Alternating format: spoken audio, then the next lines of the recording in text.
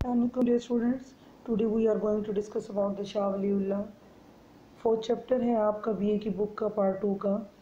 पहले हम देखते हैं इसका इंट्रोडक्शन शाह वलीउल्लाह के बारे में. शाह वलीउल्लाह बेसिकली मजदद अली फ़सानी के इंतकाल के तकरीबन 80 साल बाद पैदा हुए थे. इनकी पैदाइश दिल्ली में हुई थी. 4 साल के थे तो शहनशाह औरंगज़ेब आलमगीर का इंतकाल हो गया. शहनशाह के इंतकाल के बाद मुसलमानों पे ज़वाल का वक्त शुरू हुआ, क्योंकि मुग़लों की सल्तनत जो थी वो टूट फूट का शिकार होने लगी. मुसलमान सियासी तौर पर और इखलाकी तौर पर ज़वाल का शिकार हो चुके थे.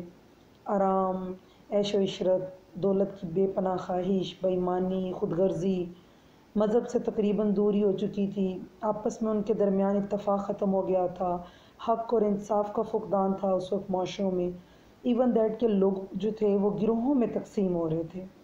उस वक्त जो मुल्की हालात थे या कौम के जो उस वक्त हालात थे वो बहुत ही बुरे थे. अल्लाह ताला ने उस वक्त इन हालात को सुधारने के लिए और मुसलमानों को यकजा करने के लिए और मुसलमानों को इन मसाइल से निकालने के लिए जिस शख्स को चुना वो शाह वलीउल्लाह थे. अपनी गैर मामूली जहन की बिना पर 15 साल की उम्र में उन्होंने ज़ाहिरी इल्म को तकरीबन मुकम्मल कर लिया था. शाह वलीउल्लाह ने कलमी जहाद किया था उस वक्त के मुसलमानों के साथ और गैर मुस्लिमों के साथ. स्पेशली जो तसव्वुफ़ के बारे में गलत किस्म के कॉन्सेप्ट्स थे उनको उन्होंने दुरुस्त किया, उसके झूठे दावेदारों की इस्लाह की और वो भी बाकायदा उन्होंने उस तनकीद को सामना किया और लॉजिक्स दिए और उस बात को उन्होंने साबित किया कि किस तरह से उनकी जो ख़यालात थे वो गलत थे. इसी तरह से वो उलमा कराम जो गोशा नशी हो जाते थे और वो कहते थे कि जी माशरे से हम एक साइड पे हट कर तो हम इबादत करें, तो ये चीज़ भी जो थी उस वक्त उन उलमा कराम को उस चीज़ से अवेयर करवाया कि किस तरह से हमने अमली ज़िंदगी में मुसलमानों की अमली ज़िंदगी में बेहतरी लानी है और वो हमारे लिए कितनी ही ज़्यादा ज़रूरी है. इस हवाले से शाह वलीउल्लाह की बहुत सी खिदमात हैं और ख़ास तौर पर जो उनकी जो एक बात हमारी तारीख़ में बहुत ज़्यादा मानी जाती है, या मैं ये कहूँगी कि बहुत ज़्यादा बड़ा कारनामा जो था उनका वो क्या था, उन्होंने कुरान मजीद का तर्जमा था वो फ़ारसी में किया था.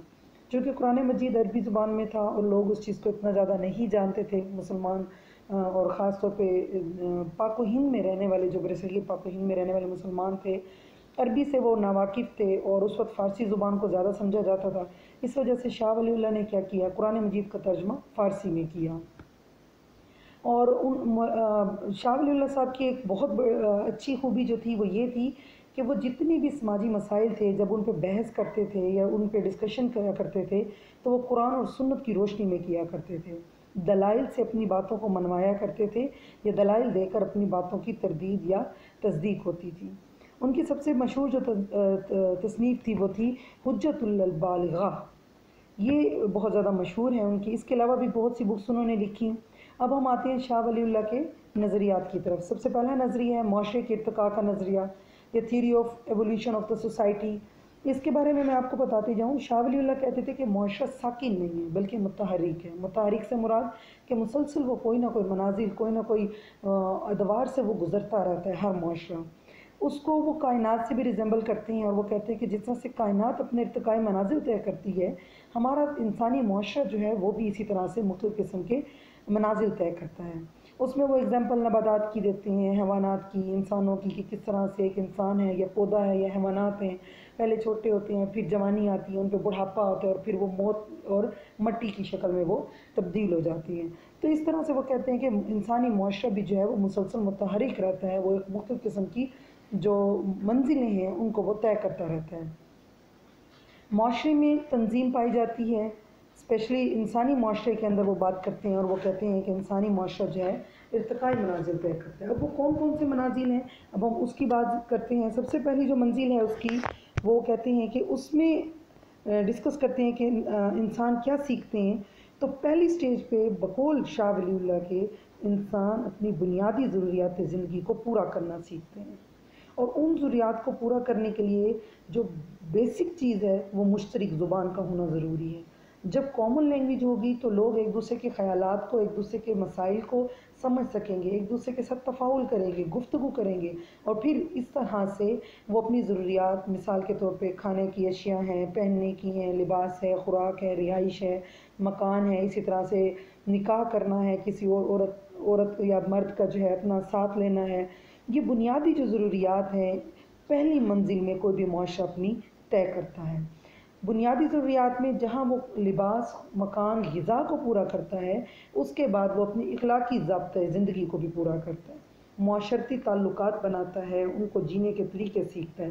اب وہ دوسری منزل کی طرف گامزن ہوتا ہے۔ اب دوسری منزل کی جب ہم بات کرتے ہیں تو اس میں شاہ ولی اللہ کہتے ہیں یہاں پہلی منزل میں بنیادی ضروریات پوری ہوتی ہیں، اور جب دوسری منزل کی ہم بات کرتے ہیں تو اس میں کیا ہے، انسان یا انسانی جو معاشرہ ہے وہ 3 قسم کے فن سیکھتا ہے: فن معاش، فن تدبیر منزل اور فن اقتصادیات۔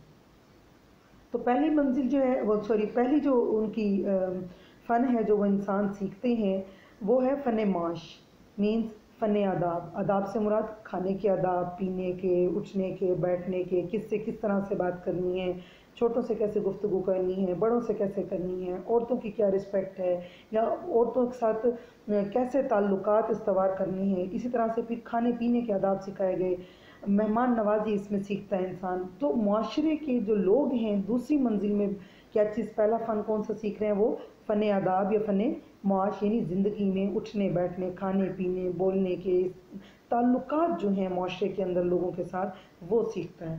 دوسرا فن جو دوسرے منزل میں ہم سیکھ رہے ہوتے ہیں وہ ہوتا ہے فن تدبیر۔ اب فن تدبیر بیسیکلی کیا ہے، انسان کے اپنے گھر والوں کے ساتھ تعلقات کو سیکھنا۔ اس میں خاص طور پہ مرد و عورت کے جو تعلقات ہیں جو وہ بہت امپورٹنٹ ہیں۔ اس میں شاہ ولی اللہ کہتے ہیں کہ عورت کے طبی ایک فطری جو ہے اللہ تعالیٰ نے بناوٹ ایسی رکھی ہے کہ وہ نازک ہے، اور پھر اسی طرح سے معاشرہ بھی اس کو کیا سکھاتا ہے، تربیت کیا دیتا ہے کہ اس کے اندر شرم ہو، حیا ہو، اور اس نے کیا کرنا ہے، بچوں کی تربیت کرنی ہے، گھر کے چھوٹے موٹے کام کرنے ہیں۔ اس کے برعکس جب ہم مرد کی بات کرتے ہیں تو معاشرہ کیا سکھاتا ہے، اس دوسری منزل میں آ کے معاشرہ مرد کو یہ سکھاتا ہے کہ اس نے عقل مند ہونا ہے، تیز ہونا ہے، جفا کش ہونا ہے، اس نے باہر جا کے کمانا ہے، اور دونوں مل کر کیا ہے وہ خاندان کو مکمل کرتے ہیں اور خاندان کی جو ضروریات ہوتی ہیں اس کو وہ پورا کرتے ہیں۔ تیسری ہم بات کرتے ہیں، تیسرا کون سا فن ہے جو دوسری منزل میں ہم انسان سیکھتے ہیں، ان کے نزدیک وہ ہے فن اقتصادیات۔ نام سے ہی ظاہر ہے، معاشی ضروریات کو پورا کرنے کے لیے طریقہ کار سیکھنا، وہ فن سیکھنا، وہ پیشے سیکھنا، پیشے سے متعلق جتنی معلومات ہیں، جتنے ہنر ہیں وہ سیکھنا، تاکہ آپ بہتر پیداوار حاصل کر سکو، اپنا معاوضہ بڑھا سکو، ایمانداری سے کام کر سکو۔ اور جب شاہ ولی اللہ اپنے دور کی بات کرتے ہیں تو اس وقت بارٹر سسٹم ہوا کرتا تھا، اشیاء دے کر اشیاء لی جاتی تھی۔ مثال کے طور پہ اگر ایک کسان گندم جو ہے وہ اس کی پیداوار حاصل کرتا ہے، اور اس کو اگر کپڑے چاہیے تو وہ کسی ایسے شخص کی تلاش کرے گا کہ جو کپڑا بناتا ہو، وہ اس کو گندم دیتا اور پھر بدلے میں اس سے کپڑا خریدا کرتا تھا۔ تو یہ جو سسٹم تھا اس کو بارٹر سسٹم بولا جاتا ہے۔ تو شاہ ولی اللہ کہتے ہیں کہ دوسری منزل میں جو تیسرا فن ہم سیکھ رہے ہیں وہ فن اقتصادیات کا ہے۔ ہم نے معاشرے میں اپنی ضروریات کو پورا کرنا ہے، تو اس ضروریات کو پورا کرنے کے لیے ہم نے کیا کرنا ہے، ہم نے کمانا ہے، ہم نے معاش کرنا ہے، ہم نے مختلف پیشے اختیار کرنے ہیں، اور اس سے کیا ہوگا، معاشرے کے باقی لوگوں کی بھی ضروریات یہ پوری ہونا شروع ہو جاتی ہیں۔ پھر آتا ہے معاشرہ تیسری منزل کی طرف۔ تیسری منزل میں اب کیا ہے، شاہ ولی اللہ کہتے ہیں پہلی منزل میں بنیادی ضروریات، معاشرتی تعلقات، دوسری منزل میں ہم آتے ہیں تو ہم آداب سیکھتے ہیں، ہم کمانے کے طریقہ کار سیکھتے ہیں، ہم گھریلو تعلقات سیکھتے ہیں، جبکہ تیسری منزل میں ہم کیا کرتے ہیں، ہم یہ سیکھتے ہیں کہ لوگوں میں تنظیم کیسے قائم رکھنی ہے۔ اس کے لیے ہمیں ضرورت پڑتی ہے سیاسی نظام کی۔ تو اب یہاں ہم کیا کریں گے، سیاسی نظام بنائیں گے۔ سیاسی نظام کیوں بنایا جاتا ہے، تاکہ معاشرے کے اندر ظلم کو، جبر کو، غضب کو، بے ایمانی کو، اس طرح کے جو مسائل پیدا ہوتی ہیں جس سے معاشرتی زندگی جو ہے وہ ایک بد نظمی کا شکار ہو جاتی ہے، ان سب چیزوں کو دور کرنے کے لیے ہمیں پھر کس چیز کی ضرورت پڑتی ہے، ہمیں ایسی تنظیم کی ضرورت پڑتی ہے جس میں سیاست ہو، یعنی سیاسی نظام ہم بناتے ہیں۔ اب جب سیاسی نظام بنتا ہے تو اس میں ایک سیاسی تنظیم کا سربراہ ہوتا ہے جس کو وہ امام یا خلیفہ کہتے ہیں، ایک جماعت ہوتی ہے جس کے اپنے اصول ہوتے ہیں، اور وہ اس کو عمل پیرا ہو کر وہ معاشرے کے اندر ایک خاص قسم کا سیاسی نظام چلاتے ہیں۔ अब आते हैं हम चौथी मंजिल की तरफ। बज़ाहिर देखा जाए एक मंजिल की बुनियादी ज़रूरियात पूरी होगी, लोगों ने रहन सहन के तरीके सीख लिए, एक दूसरे के साथ तफ़ाउल करते हैं, एक दूसरे की ज़रूरियात पूरी करते हैं। फिर इस डर से कि कहीं कोई किसी का माल ना खा जाए, कोई किसी पे जुल्म ना करे, हमने एक सियासी तंजीम भी कायम कर ली। लेकिन शाह वलीउल्लाह कहते हैं यहाँ एक और मंजिल आएगी। अब वो चौथी मंजिल क्या होगी? वो इस सियासी तंजीम के बाद छोटी छोटी सियासी तंजीमें और पैदा होंगी। क्यों होंगी? ज़ाहिर सी बात है, जहाँ लोग होते हैं वहाँ उनकी सोच होती है, और जब सोचें मुख्तलिफ होती हैं तो सियासी तंजीमें भी एक से ज़्यादा पैदा होना शुरू हो जाती हैं। जहाँ लोगों की लड़ाइयों को ख़त्म करने के लिए सियासी तंजीम पैदा हुई थी, अब मुख्तलिफ सियासी तंजीमों के दरमियान भी इख्तलाफात होंगे। अब चौथी मंजिल में क्या होगा? एक ऐसा पुरसकून मुआशरा वो आइडियलाइज़ करते हैं कि जिसके अंदर ये इख्तलाफात ख़त्म हो जाते हैं। विद इन जो सोसाइटी होगा वो ये इश्यूज़ ख़त्म हो जाएंगे, सियासी अप्स एंड डाउन्स ख़त्म हो जाएंगे। वो तमाम सियासी जो पार्टीज़ होंगी वो एक ख़ास स्टेज पे आके एक दूसरे के साथ वहदत हासिल करेंगी, एक दूसरे के साथ टकराएंगी नहीं। अब फिर सबसे बड़ी जो खूबी वो बताते हैं चौथी मंजिल की, वो ये है कि अब मुआशरा इस काबिल हो चुका होता है कि वो क्या है, इंटरनेशनल लेवल के जो ताल्लुकात हैं उनको पैदा करे। यानी हम मुल्की सतह पर बहुत अच्छी तौर पर अपने मामलात को हैंडल करने के बाद अब हम बैनुल-अक़वामी सतह पर अपनी एशिया का तबादला करेंगे, अपने ताल्लुकात बढ़ाएंगे, और इस तरह से क्या है उस कंट्री का जो है इंटरनेशनल लेवल पे, या वो माशरा जो है वो इंटरनेशनल लेवल पे